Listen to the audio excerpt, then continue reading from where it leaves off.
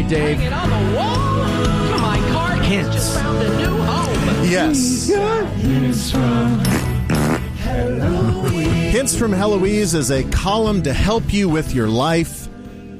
It is ripped and read from the Santa Ynez Valley News because that's where I can access it for free. And it begins with a reader via email writing to Heloise. Dear Heloise, there are so many uses for clear nail polish that many people don't know about or have forgotten. Most people know clear nail polish will stop a run in a pair of nylons, but it can also be used to repair a small hole in a door or window screen. Be used on jewelry to keep from tarnishing where it touches your skin. Be used over the thread of a button to strengthen the thread and keep the button from coming off. Wait a minute, I'm confused on the screen part. So if there's a hole in a screen, like a wire screen, you dab that in there and it hardens and creates some sort of blockade? A little dab of clear nail polish where the break in the screen is, and it'll strengthen that spot and keep little critters from coming in. Interesting. Huh. Be applied to the inside of a perfume bottle when traveling so the cap does not come off. Really? It's kind of smart. Be applied to fingernails before applying colored polish to keep nails from turning yellow. Yellow? What's that? What kind of weird jaundice do you have to have for your nails to turn yellow even after you paint them? Like I've seen it. Old folks get like really yellow nails. Real yellow. What is that? I don't know. That's just death, iron deficiency, decay. or They've just been living so long that the nails are giving out. And why is that with like Dave's told? You retell the story of cutting your grandpa's nails. Yes. Oh, yeah. My mom asked me, can you please do your grandfather a favor? He's in the bathroom. And I was just like, what does this involve? And you're like 13, 15? Yeah, early teens. Okay. And so I go in there, and he's about to take a bath. He's just in his boxers, and he's sitting on the closed toilet, and he hands me the toenail clippers, and he said, I need some help. And so I'm having to saw through like 1/4-inch plywood. What's up with that? Why do our nails go like that? And how'd you get assigned this? Well, I guess my mom figured she wasn't strong enough to break through the peanut brittle that he had on his nails. Why is it? Okay, think about when we get older, we lose everything. We lose sight, hearing, hair, strength, everything. But your nails just become impenetrable, like an Avenger. Wolverine. Yeah, it makes no sense. Yeah, and his parting advice to me after I had finished carving off his nails was, "Never get old, David. Never get old." God. R.I.P. Grandpa. Yep. Yeah. Teresa in Manchester, New Hampshire writes, Dear Heloise, my houseplants collect dust, and although I wipe the leaves off, they always look lackluster and dull. How can I make the leaves look shiny and alive? Heloise writes, Teresa, after wiping off the dust, take a soft cloth and dip one corner in warm whole milk. What? Gently wipe each leaf in a circular motion until you've worked the milk into the leaf. Gross. Let the leaf dry. If you feel it could be shinier, use a dry microfiber cloth to carefully polish the leaf. How does she know this? She's Heloise. Yeah, she knows everything. I don't get it. Have you ever heard of putting milk on plants? No. Have you ever tried it? No. Tonight? Yeah, dip your weed in some whole milk. During see the what happens. Stars and Rangers, you can apply some milk to your Honey, houseplants. will you go buy some 2%? Or is it whole? Whole milk. Whole milk. You can't use skim on plants. Are you an idiot? Yeah. Come on.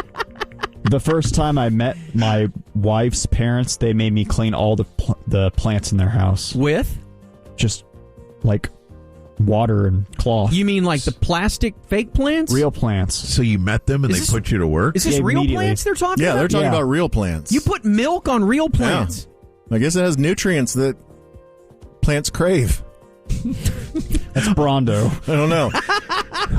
Alex G. from Oakdale, Minnesota writes, Dear Heloise, my wife likes to marinate our meats in various mixtures, but she throws out the marinade afterwards. I think this is a waste of marinade, and I hate wasting food of any kind. In this day and age of recycling items, shouldn't we keep that marinade until we decide to use it with something else? Heloise writes, Alex, no, your wife is doing the right thing. There is always the danger of cross-contamination if you reuse any marinade. When you marinate meat, you leave behind a certain amount of bacteria that sometimes causes a problem. Always start with a fresh marinade.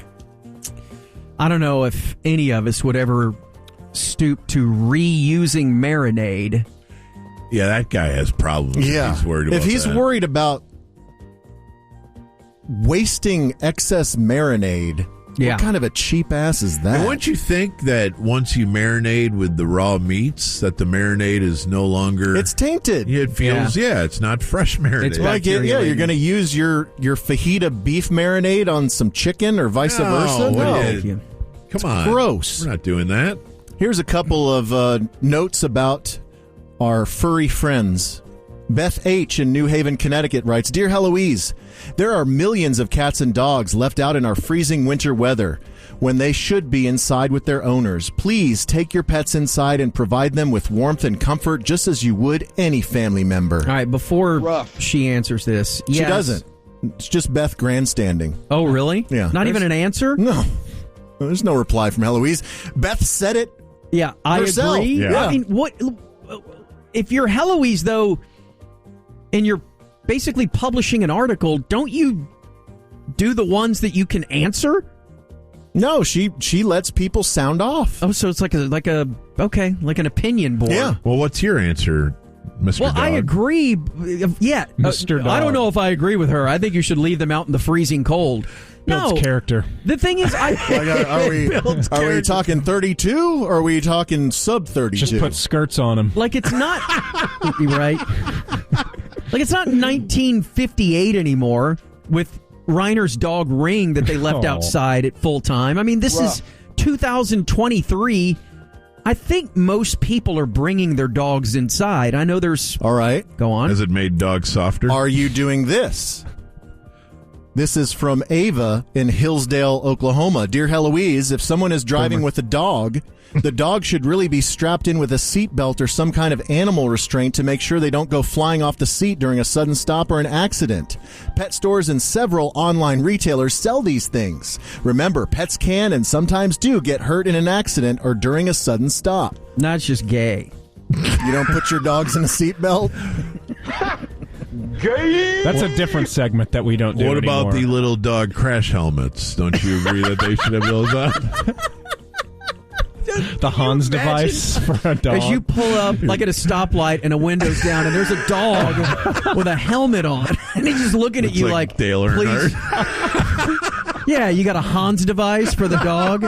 And they're just looking at you going, please kill me. I love it. Leave me out in the cold with my helmet on, please, next time. This one will hit close to home for you, Bob. Okay. This is from Peggy in Escanaba, Michigan. Does that sound familiar?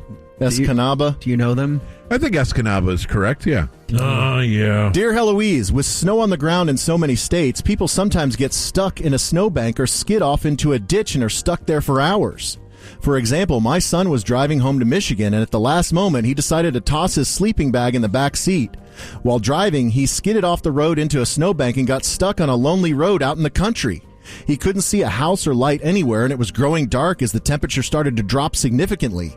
He had a little less than a half a tank of gas. He figured someone would be driving down the road, but no one came. He got out his sleeping bag and got inside and stayed in the car. The next morning, a car pulled up, and with the driver's help, they were able to get the car out of the snowbank. But if my son had not had a sleeping bag, he might have frozen to death.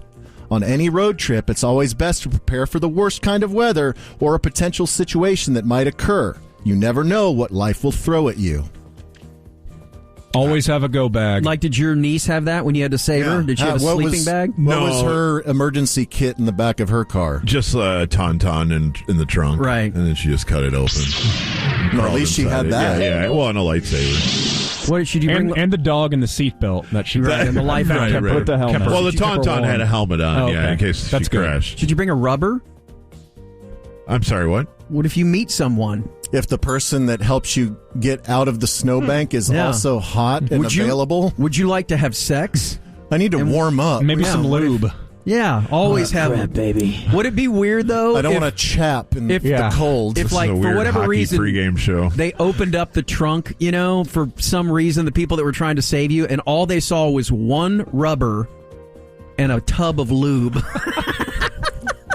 Probably So keep much driving. lube. Keep driving, yeah. And a dog All right, with a helmet. We have a few quick hits seen before we got to go because we've got to make way for Stars hockey. Let's go! Leah in Beaverton, Oregon writes, Dear Heloise, people tend to remove the cotton from medicine bottles and toss out the cotton.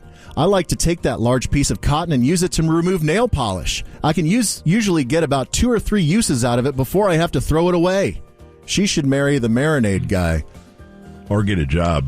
I would recommend that. Beth Ann from Norcross, Georgia writes, Dear Heloise, last Christmas season my brother-in-law opened a champagne bottle and the cork flew across the kitchen and hit the light fixture hard enough to break it. To avoid that problem again this year, I am making sure we place an oven mitt over the cork first. Didn't Greg do that to the urn? To the urn, yeah. It's full circle before Jinxie went and relieved herself on the ashes. And those are your hints for the new year. All right, Dave. YouTube.com/@SportsGreek